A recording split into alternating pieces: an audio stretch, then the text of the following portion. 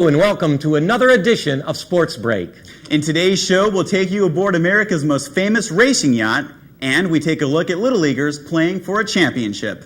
And you'll meet the GM of one of the best rugby teams in the country. I'm Eddie Van Geis, along with my DH Dennis Hunter, and you're watching SportsBreak.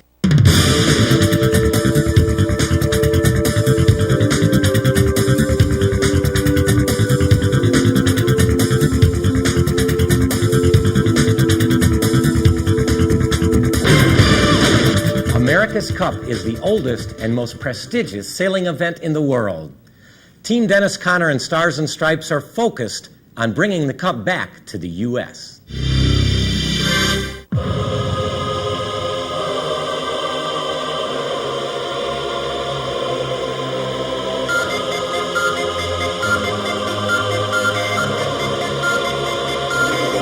The America's Cup began in 1851. For the past 7 years, this treasured trophy's residence has been New Zealand. Team Dennis Conner aboard Stars and Stripes is determined to bring the Cup back to the United States. To go up against New Zealand in 2003, they must first win the Louis Vuitton Challengers Cup this fall. The two Stars and Stripes boats are very special, built to hopefully give Team Dennis Conner a technological advantage. There's a lot of care and thought that goes into every one of these America's Cup class boats. And our guys, Michael and Pew, they spend a lot of time thinking about it, coming up with ideas, testing different ideas. You know, we really believe they've come up with something pretty special here. The skipper of Stars and Stripes, Ken Reed, feels that the waters of Long Beach have been ideal for their training. Well, we love Long Beach. Quite honestly, this place has been a gift from heaven. I'm from the East Coast. I'm from Newport, Rhode Island. And we'd always heard about Long Beach as a possible training center. We did our homework, and sure enough, we haven't been disappointed. We haven't had one single day canceled because of too much wind or too little wind, and that is unheard of. Navigator Peter Eisler, twice a winner with Dennis Conner in '87 and '88, knows what it means to hold the America's Cup. Going through the trials and then the races, it becomes such a focus that you don't think about the big picture of what does it mean until a minute after you've won the Cup, and then it hits you all at once. Team Dennis Conner consists of an experienced group of sailing champions who are confident and eager to bring the Cup back home. Well, we have a very experienced group of guys. We have people who won a lot of America's Cups, World Championships, Olympic medals. We have a core group of guys who are very good at making boats go fast. Going to be very tough. Some European teams are strong. The Kiwis proved that despite only a one country effort, that they knew how to keep that competitive advantage that they had in '95 and retained in 2000. So it's if the U.S. can get it back, it will be an achievement. The America's Cup is the epitome of sailing supremacy, an international war on the water between the most advanced racing yachts and top sailors from around the world. Dennis, this crew on Stars and Stripes is the best crew we could have. These guys are a bunch of winners with great credentials. I think we've got a great chance to bring the Cup back. New Zealand took it away in '95, but these guys are really hungry to get it back, Eddie. Go get them, Team Dennis Conner and Stars and Stripes. Go Americans. Stay with us for more Sports Break, but first, let's check out the Sports Break scoreboard. In Western Baseball League action, the Long Beach Breakers beat the Yuba Sutter Gold Sox 4-3 on a game-winning home run in the 10th inning by the WBL's leading hitter, Greg Jacobs. The win kept the Breakers tied for first with Solano in the Southern Division. And the Long Beach Cardinals won the Connie Mack World Series by beating Louisiana's Bill Hood Broncos 2-1 in the final game of the tournament on a David Bellandron game-winning home run. The Cardinals' Randy Akasaka, the series MVP, set two Connie Mack records with 6 home runs and 14 runs scored. It was Long Beach's first Connie Mack title since 1975. In the 54th annual Catalina Ski Race, which starts and finishes in Long Beach, Todd Haig of Redlands won his 3rd consecutive race with a time of 1 hour, 52 seconds. Kim Lumley of England won the women's title with a time of 1 hour, 24 minutes, 28 seconds. In women's pro volleyball, former Long Beach State star Misty May teamed up with Perry Walsh to defeat Holly McPeak and Elaine Youngs in the finals of the Chinese Open.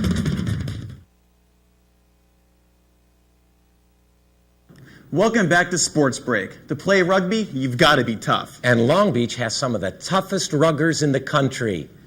We had a chance to visit with Kyle Quinn, the general manager of the Belmont Shore Rugby Club. Kyle, welcome to Sports Break. It's good to be here. You're the general manager of the Belmont Shore Rugby Club, and you guys have been around for a while, but let's talk about this season. What a year you had. Take us to Aspen for the Super League Championship, and boy, I guess it was close. You lost 31-23. Tell us about that. Well, it was a rematch of Aspen have been the perennial champs 4 out of the last 6 years, and we went up there relatively confident because we had beaten them down here in Long Beach earlier in the season, in fact, pretty handily. So we went up there relatively confident. I think the old adage, old heads won, and altitude, because you're playing at such a high level. But I think that the older Aspen side or experience kind of showed through, whereas our youth did it in a little bit when it came down to the final game of the season. Obviously, it's different going up there and playing at altitude. Any other big differences from when you whomped them down here to up there? I mean, were the guys nervous, or did they have their emotions under control? I think it definitely, after about 20 minutes, we started putting our stamp on the game. Unfortunately, that 20 minutes was, they started a lead, and then they're very good defenders. And like any game, you can't give easy points no matter what sport you're playing, and it's the same in rugby too. And we gave them 3 equivalent of touchdowns early. And, that we came back, but you can't do that in a championship game and expect to win. Now, you won this Super League championship. What year was that? We won that in '98 back in Boston against the New York Old Blue Club. Wow, all over the country. I mean, we do travel, yeah. The level of play, I mean, tell the fans the level of play. I mean, it's a top level of play, isn't it? For the Super League level, with the club rugby at Belmont Shore, you can't play any higher level in the U.S. We are on par, I'd say, with most club sides around the world. The difference is, overseas, there's more infrastructure, and there's professional level above and beyond, whereas most of us have, as you can tell, real jobs during the day. But we are enthusiasts, and we do play at a really good standard comparatively around the world, not only just in the U.S. What a rough sport, rugby. You got to be a little nuts to play that, or what? You would think so. The majority of our players are all, I think, the nationwide, it's about 96% are university graduates. So that kind of goes in the face of what you see the guys doing on the field. You think they're all crazy, but the majority are actually book smart, at least. But there is a camaraderie. It's an addicting sport to play. It's very fun to play. So you have to enjoy the contact, definitely. But I think there's a lot more you get from the game, and you don't really have to be crazy. You can enjoy it and be relatively sane. Who got you into rugby? I grew up around the sport. I grew up overseas, so I grew up watching my dad played, my uncle played at a decent standard overseas. And so I grew up watching it. I didn't play it as much as a kid because soccer was the #1 sport, as is nearly everywhere. And I played that, and I swam all through high school and into college. So that wasn't really my calling. But at Long Beach State, they have a very strong program. And when I was there, I went and met with the rugby coach, and he kind of talked me into coming out and playing rugby for Long Beach State. And so from there, I've been involved ever since. And so the Irish boy went on to become an All-American, right? That's correct. I played 2 years at Long Beach State, and my second year I was lucky enough to be an All-American at Long Beach, which was quite an honor, and I got to tour Canada with the All-American side that year too. You're a big guy, and you're fit playing days. How tall? What kind of weight? What are we talking about? For my position, and rugby's a kind of a funny sport that it's not as stereotypical as a football player where you have to be, 6'4", 350 pounds or whatever. For every body type that's out there, rugby has a position. In my position, it's called second row or lock. The average, at the top level, the guys are 6'5", 6'6", 240, 245, and I was 6'5" and about 245 at my prime. As you can tell, I'm not there yet. Now. My prime's behind me too, Yeah. Kyle. All right, we don't need to worry about that. What goes on in that scrum? There's a lot that's going on, right? Yeah, it's not just demented male bonding, which is what most people think when they see. It's actually just a way of restarting the game, and it's where actually the football linemen come from. They, broke down the sport of rugby and created American football. In some senses made it easier or a little bit more stop-start. But rugby simply, or the scrum, is just simply restarting the ball. The team that didn't make the infraction gets to put the ball in, and 8 guys push against 8 guys, and the stronger team will generally win the ball, and that's in essence just to restart the game. Wow, it looks rough. The Belmont Shore Rugby Club, I was amazed when I learned it got started in 1974. That's 28 years. It's been around a long time. It's been around. I think as far as the rugby community, we're known all across the country and all across the world. And I think as a strong rugby club, but it's much like several of the other smaller sports in these markets. Is we're not as renowned as say the baseball team at Long Beach State or some of these other top programs in the area.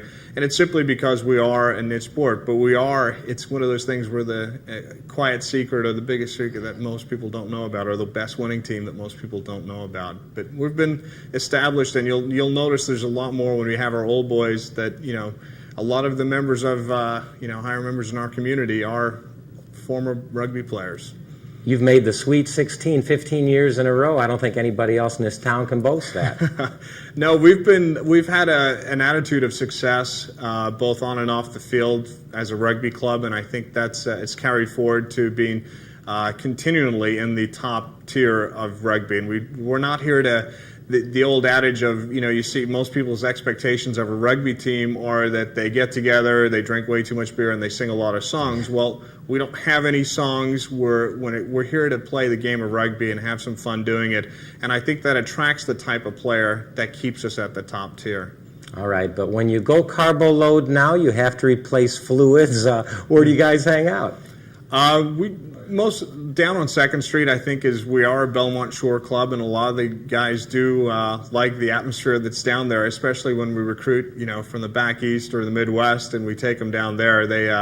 It definitely opens a few eyes. We do have a nutritionist now, much like any other sport. We take that stuff pretty seriously, including game day meals, etc. Do you miss your playing days? You're the GM now. What's the toughest thing about being the general manager? I think that the transition is different. You get a different joy from it, a different satisfaction. When you actually go out and play a game, you get to release the adrenaline. You get to be involved. You shared, an experience with 15 other guys that no one else, no matter how close you are as a coach or in my role, you're not in there. And I think that's something that I think all sportsmen miss, or that camaraderie that you do miss, because you're considered, yes, you're part of the group, but you're not really the inner circle, which is mainly the players. So I think any player transitioning into an official role will notice that, and it's been the same for me. How many Belmont Shore Ruggers do we have right now, members? Current of players who will, strap on the boots this year, probably around 70, 75. And it varies from, usually at the beginning of the year we have more than we do at the end of the year, simply because it's a long season and we all have real lives or real jobs that can take us away. If somebody wants to mix with you guys or become a member or try out, what do they do?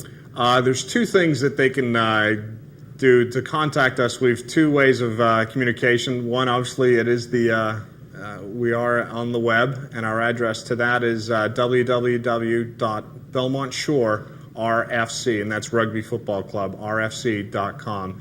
Or you can call our hotline, which is 562-590-9990.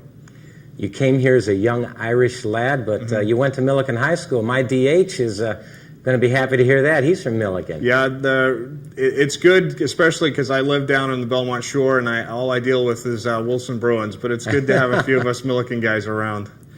Your team that won this year, you're excited about next season because you said when you won it and you were playing in '98, you said the average age was somewhere in the 30s, and right now it sounds like you've got a bunch of guys in their mid-20s. Yeah, we've got a lot of talented guys who are young, and with any team, it's much like the Lakers. You want to have the same core year in, year out, and it's the same with our sport. So we've done very well with a relatively young group of guys. They've gelled together. That camaraderie's there. They care about each other, and that can only help us moving forward. So next year, needless to say, our expectations will be very high.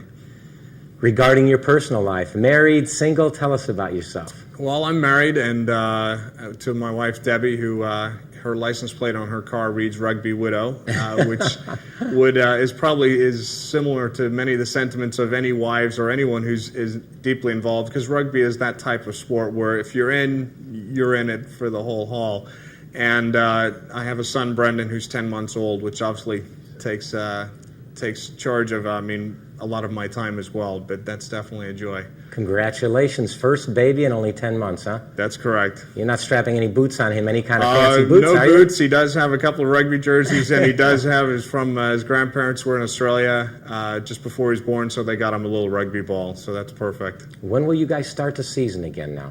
We're playing sevens, which is an abbreviated version of regular 15-a-side rugby, which is kind of like passing league for those who are familiar with football. It's usually the smaller, faster guys. Now that's going to go for another couple of months through the August, September. We've got 2 months off. We'll start up late October, early November. We possibly have a tour to Hawaii or the Cayman Islands as a preseason start for the Super League guys. And where's home field when you play here in Long Beach? We're lucky enough. We play at the University, Long Beach State University. They've got great facilities over there with locker rooms, showers, and we have a dedicated rugby field. And we work closely with the university to ensure that we have a good relationship with them. Hey, Kyle, keep up the good work with the Belmont Shore Rugby Club. We're going to come out next year and check you guys out, and congratulations on a great season. We'd love to have you. Thanks very much. Kyle Quinn and the Belmont Shore Rugby Club, they've been winning for years. I didn't know this great club's been around since 1974, Eddie. And they've got a young team. Everybody's returning. They'll have a great chance to be in the Super League Championship next year again. You are correct. When you want some good Little League action, it doesn't get much better than the TOC, Tournament of Champions. The Little League District 38 Tournament of Champions was held at Darren Erstad Field on Long Beach's west side. The TOC is a double elimination tournament between 10 teams that finish first in their respective leagues. In the Minor B division for 8 and 9-year-olds, it came down to the Lakewood Village Pirates matched up against the West Long Beach Dodgers. Pirates manager John Cardwell has coached for 9 years. He knows it's more than about winning. The Little League pledge includes strive to win. You want to win, but it also says win or lose, you're going to play your best. And that's what I try to tell my kids. If you get beat by a team that's better than you, they got beat. If you lose because you didn't play well, then that's not good. But if you went out and played hard, gave you 100%, and you lose, what can you do? After a slow start, his Pirates have been able to turn this season around. First half of the season, we went 2-5. The second half of the season, with all of our tournaments, we are now 16-2 in the second half. So they are excited. And we've told them all, win or lose in this tournament, hey, we're proud of you. You guys did good. We didn't even plan to be here. We just wanted to, play good baseball. They did it, and we're real proud of them. They're playing good ball. Dodger manager Armando Gonzalez is making his second consecutive appearance in the TOC championship game. I feel great. I think you know how I feel. Last year we had a championship, and this year we're going to play. This is a very, very important championship game. He enjoys coaching and knows sports are a good way to keep kids out of trouble. He asks only that his players do their best. Be aggressive, play hard, give me, the best. I want they play the best. Very aggressive, good hustle, everything. 100% I want from them. The Pirates batted first and stranded a runner on base when the third out was made on a grounder to second. In the bottom of the first inning, the Dodgers managed to put together a couple of hits and score a run to take a 1-0 lead. It remained a one-run game until the bottom of the third when the Dodgers strung some hits together to bring 4 runs across the plate, making the score 5-0 after 3. In the top of the fourth, the Pirates put a run on the board by way of a walk and a hit. The Dodgers countered with a run of their own coming on a steal of home plate. After 4 innings, Dodgers 6, Pirates won. In their final trip to the plate, in the top of the 6th inning, the Pirates' bats came to life. After several solid hits and good base running, they put 5 runs on the board, making it a 7-6 game. The fans of both teams sat nervously on the edge of their seats, and the final out came on a force play at second. The West Long Beach Dodgers had won the Tournament of Champions by the score of 7-6 and barely surviving a courageous rally by the Lakewood Village Pirates. The Dodgers and their coach were excited about this victory, which had ended very dramatically. It feels really good to win the TLCs 2 times with my dad. Had a great season this year, and I hope I get another one next year.